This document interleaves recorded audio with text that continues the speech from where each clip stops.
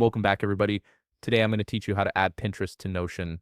This is a fantastic way to incorporate visual inspiration, mood boards, or design references directly into your workspace, making your planning and creative projects more dynamic and accessible. Let's start by opening Notion and selecting your workspace. Once you're in, navigate to the specific Notion page where you want to add your Pinterest content. This could be a project page, a design board, or any workspace where visual references would be helpful. Now switch over to Pinterest and open the pin board or profile you want to embed. Whether it's a single pin that caught your eye, an entire board full of inspiration, or someone's profile, you'll be able to bring it directly into your Notion page. Once you've found what you're looking for, simply copy the URL from your browser's address bar.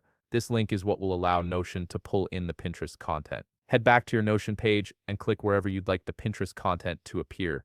Here's where it gets simple. Type /embed and you'll see the embed block option appear. Paste the URL you just copied from Pinterest into this embed block. Notion will process the link and embed the Pinterest pin, board, or profile as an interactive block right on your page. This means you can view and interact with the content without ever leaving Notion. Once the content appears, you can resize or move the embedded Pinterest block to fit your page layout. Click and drag the edges to adjust the size, or simply drag the entire block to reposition it wherever it works best within your workflow. One important thing to note, private or secret Pinterest boards cannot be embedded due to Pinterest privacy restrictions. So if you're trying to add content that's not publicly accessible, you'll need to make it public first or find an alternative way to reference it in your workspace.